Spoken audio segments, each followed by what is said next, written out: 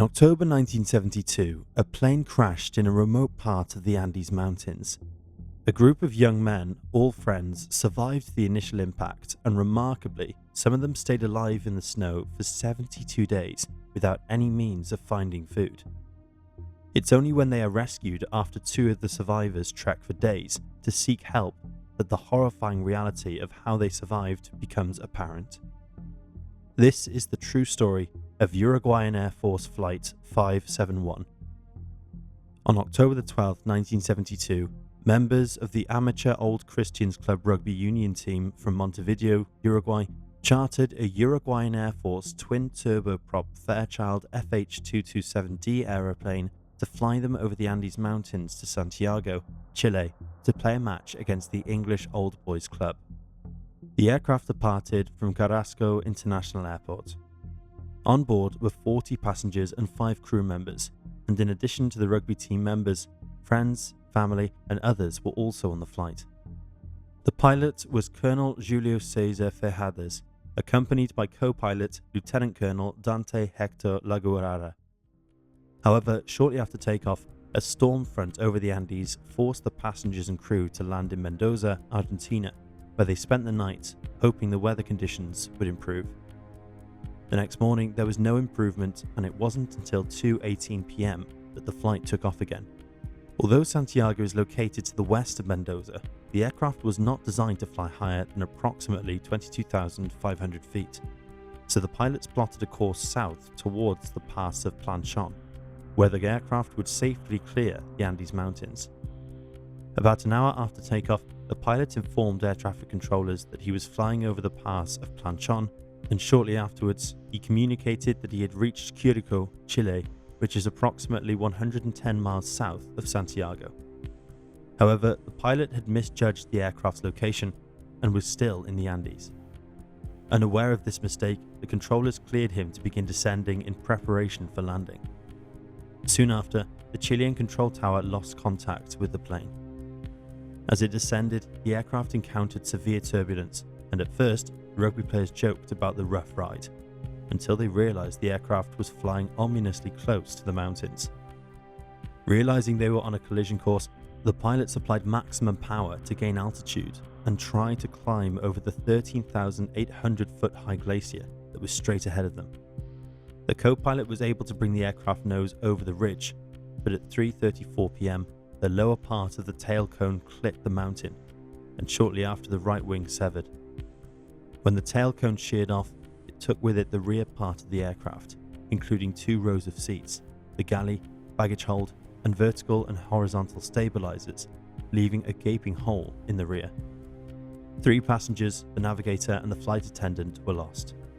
The aircraft's momentum, along with the remaining engine power, propelled it forward and upward until a rock outcropping tore off the left wing, causing the propeller to slice through the fuselage. At this point, 2 more passengers were ejected through the gaping hole at the back of the aircraft. The fuselage crashed onto the snow and slid down the steep glacier slope at a speed of 220 miles per hour, before coming to a stop after hitting a snowbank. The impact ripped the seats from the floor, flinging them forward against the fuselage, killing team physician Dr. Francisco Nicola, his wife Esther Nicola, Eugenia Parado, and Fernando Vazquez. The crash crushed the cockpit, pinning both pilots against the instrument panel and killing Ferradas instantly after the nose gear compressed the instrument panel against his chest and forced his head out of the windshield. Co-pilot Laguarara was critically injured and trapped in the cockpit. 33 passengers and crew survived the first day, although many were critically injured. The impact of the seats crashing into the bulkhead resulted in broken legs, and both of Arturo Naguera's legs were broken in several places, and he was in a bad way. Sadly, all the passengers with compound fractures would eventually pass away. Canessa and Gustavo Zerbino, both medical students, quickly triaged and treated the most seriously injured passengers as best they could. Nando Parado had a fractured skull, and he remained unconscious for 3 days, and his sister, Susana, was badly injured and semi-conscious. Enrique Platero had a piece of metal stuck in his abdomen that, when removed, brought a few inches of intestine with it. He nonetheless immediately began helping others. The day after the crash, co-pilot Nagurara died. He initially asked passengers to find his pistol and shoot him, but they refused. Francisco Abal, Graziella Mariani, Felipe Macarian and Julia Martinez Lamas had also passed away by the following day. The Chilean Air Search and Rescue Service was notified within an hour of the flight being unaccounted for, and 4 aircraft were dispatched to search for it based on its last reported position along the Curico corridor from Angostura to Santiago. When the search teams could not locate the crash site, they reviewed recordings of the radio transmissions and concluded that the aircraft must have crashed in one of the most remote and inaccessible areas of the Andes. By 6 p.m, news of the missing flight reached Uruguayan media. On the second day, 11 aircraft from Argentina, Chile, and Uruguay searched for the missing flight. The search area included the accident site, and at least 3 planes flew over it as survivors desperately attempted to write an SOS message on the fuselage using lipstick, but lacked enough to make large, visible letters. They also arranged their luggage to form a cross in the snow, but that also failed to attract attention. The problem was the white fuselage was camouflaged by the snowy landscape, and after 8 days the rescuers called off the search, believing that the harsh conditions left little hope for survivors. They planned to search again when the snow melted in December. The survivors were in despair. They were so near but so far from being rescued. Their aim now was to do the best they could to survive. The remaining 28 survivors created a makeshift shelter using the fuselage of the plane. They used luggage, seats, and snow to seal the gaping hole at the back of the aircraft. Vito Strauch devised a solar-powered water collector using sheet metal he found beneath the seats and to protect against snow blindness. He fashioned improvised sunglasses using the green plastic sun visors from the cockpit and sewing them to bra straps with electric wire. To keep warm, they used woolen seat covers and repurposed seat cushions as snowshoes. Marcelo Perez, the captain of the rugby team, took on a leadership role within the group. After 3 days, Nando Parado regained consciousness, only to learn that his mother had died and his 19-year-old sister, Susana, was severely injured. He did everything to keep her alive, but on the 9th day, she succumbed to her injuries. Those still alive struggled with the temperatures at night that went as low as minus 30 degrees Celsius, minus 22 degrees Fahrenheit. On the 11th day, they found a small AM transmitter radio amongst the wreckage and managed to get it working. It was then they heard that the search had been called off, causing many of them to sob and pray.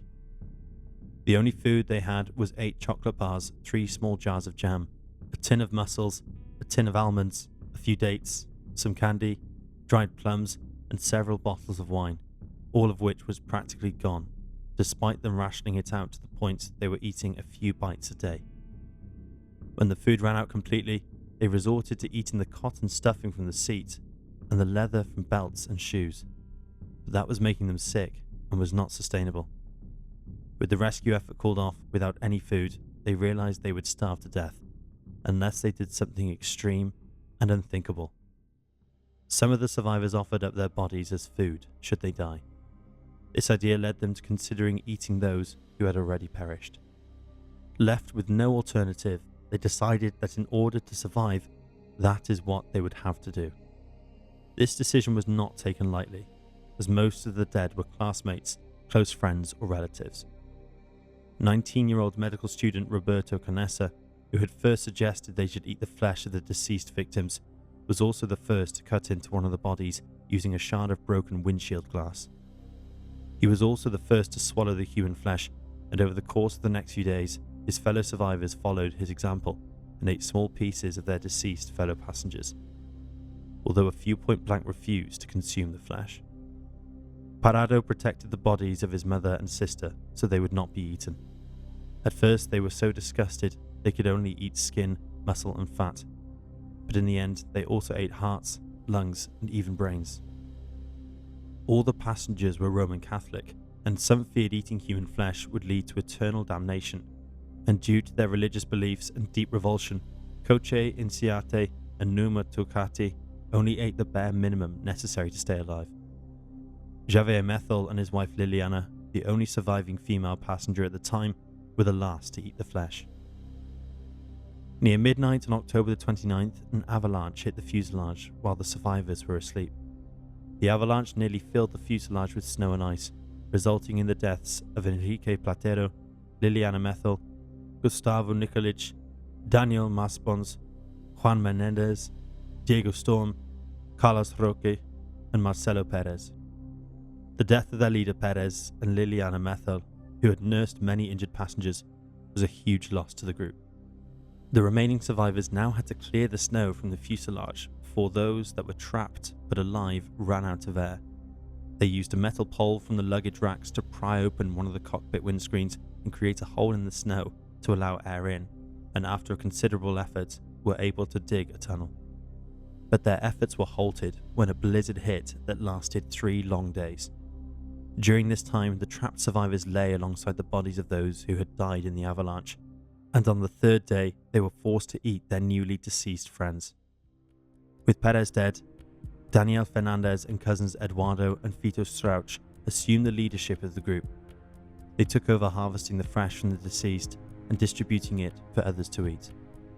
Even before the avalanche, the group knew the only way to survive was to climb over the mountains to get help. They believed that the aircraft had flown over Curico and that the Chilean countryside was just a few kilometers to the west. They were wrong. They had actually crashed deep in the Andes mountain range, with the Chilean countryside being a distant 89 kilometers, 55 miles to the west. As the weather started to get warmer, it was decided that a few of the group would leave on an expedition to get help. Numa Turcati and Antonio Visitin were selected to accompany Canessa and Parado.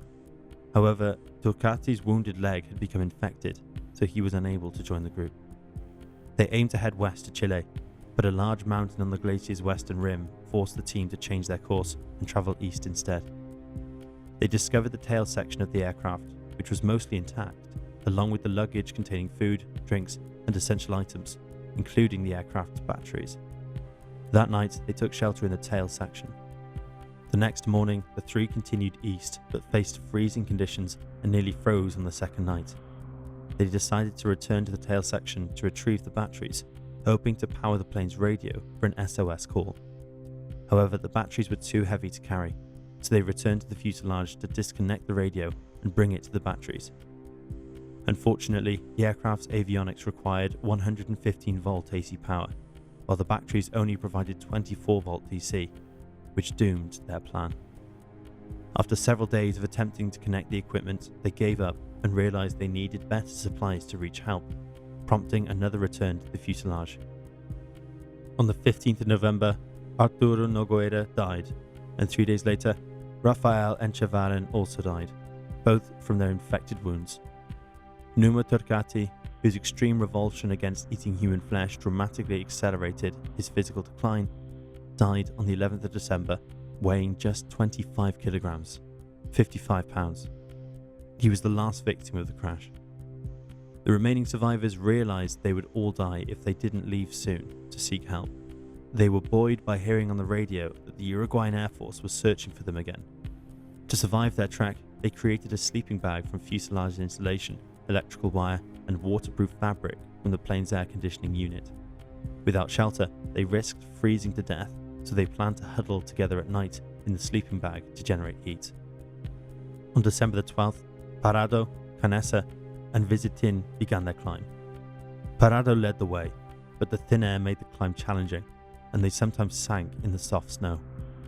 But their sleeping bag was a success and kept them warm during the freezing nights. For 3 long days, the survivors at the fuselage could see the rescuers from a distance. On the 3rd morning, Canessa decided to stay at the campsite, while Visitin and Parado climbed a nearly vertical 100-meter wall of snow and ice. After getting over the wall, they expected to see the green valleys of Chile, but were instead met with endless snow-capped mountains. Realizing their rescue would take much longer than anticipated, they decided Visitin should return to camp to save food for Parado and Canessa. The 2 continued their descent and believed they spotted a valley and followed the ridge downward for 7 more days, eventually finding signs of human life, including an empty soup can and, on the 9th day, some cows. As they rested for the evening and gathered wood for a fire, they saw 3 men on horseback across the river. One of the men shouted, "Tomorrow!" The next day, he returned, wrote a note, attached it to a stone, and threw it to Parado, who replied in English, saying, "I come from an aeroplane that crashed in the mountains. I'm Uruguayan. We have been walking for 10 days. I have a wounded friend up there. There are still 14 injured people in the plane. We need to get out of here quickly, and we don't know how. We don't have any food. We are very weak. When are you going to come and get us? Please, we can't even walk. Where are we?" Sergio Catalan, a Chilean arriero, read the note and signalled his understanding. He threw a loaf of bread to Parado and Canessa across the river and rode his horse west for 10 hours to seek help. He flagged down a truck that took him to the police station in Puente Negro, where news of the survivors was relayed to the Chilean Army's 19th Infantry Regiment, Coltragua in San Fernando, and then to Army headquarters in Santiago. When news broke that survivors had emerged from the crash of Uruguayan Air Force Flight 571, their 72-day ordeal drew international attention. Reporters hiked from Puente Negro to Termas del Flaco to interview Fernando Parado and Roberto Canessa about their survival. The Chilean Air Force sent 3 Bell UH-1 helicopters, with 2 reaching the crash site on December 22nd, 1972. Due to steep terrain, the pilot could only land with 1 skid on the ground, and the helicopters could only carry half the survivors. 4 rescuers stayed behind with the remaining 8 for one last night. The second flight returned the next morning, and the last survivors were rescued on December 23rd, 1972. The survivors were transported to hospitals in Santiago for evaluation and treatment for altitude sickness, dehydration, frostbite, broken bones, scurvy, and malnutrition. The Chilean military took photographs of the dead and mapped the crash site before returning to Chile, leaving the bodies on the mountain. In an interview with the press, the survivors told the press that they initially survived by eating cheese and other food items they had brought with them, and when these ran out, they resorted to eating local vegetation. They planned to discuss how they really survived, privately with their families before going public. False rumours started to circulate in Montevideo, saying they had killed some of the survivors for food, and on the 23rd of December, news reports of cannibalism were published worldwide. On December the 26th, 2 pictures taken by members of the Andean Relief Corps of a half-eaten human leg were printed on the front page of 2 Chilean newspapers, who reported that the survivors had resorted to eating the flesh of those who died in order to survive. The survivors held a press conference on the 28th of December at Stella Maris College in Montevideo to tell the story of their 72-day ordeal. Initially, they faced a backlash of public opinion, but after they explained the pact the survivors had made among themselves to sacrifice their flesh in case of death to help the others survive, the outcry subsided and their families became more understanding. The news of what they were forced to resort to drew worldwide attention and developed into a media circus. Argentine authorities and the families of the victims chose to bury the remains of the victims at the crash site in a common grave. 13 bodies were intact, while 15 were skeletal, half-eaten remains. They were buried around half a mile from the aircraft fuselage, in a location deemed safe from avalanches. A simple stone altar with an orange iron cross was built nearby, along with a pile of rocks that served as a memorial, complete with a plaque. The aircraft wreckage was set on fire, but the bottom half of the fuselage survived and remains on the mountain to this day. Ricardo Enchavaran, the father of one victim, learned from a survivor that his son wished to be buried at home. Unable to get official permission to retrieve his son's body, he organised an illegal expedition with guides to retrieve his body, but he was later arrested for grave robbery. However, a federal judge and the local mayor intervened, and he was later allowed to arrange his son's funeral. The survivors' bravery has been described as a beacon of hope to their generation, demonstrating what can be achieved with persistence in the face of unsurmountable odds. The official investigation into the crash concluded that the accident was caused by pilot error and controlled flight into terrain. The pilots misjudged their location and began descending before reaching the designated altitude, resulting in the plane crashing into a mountain. Over the years, the event has been adapted into feature films, developed into theatrical productions, and explored through documentaries. The most well-known of these was the 1993 American movie Alive, starring Ethan Hawke, which is based on Piers Paul Reed's 1974 book Alive, the story of the Andes survivors, which details the crash and its passengers' fight for survival. Today, the crash site attracts hundreds of visitors from around the world, and several tour companies offer excursions to the site, paying tribute to the victims and survivors and highlighting their incredible stories of the survival. As always, our thoughts are with the friends and families of those who didn't make it out alive.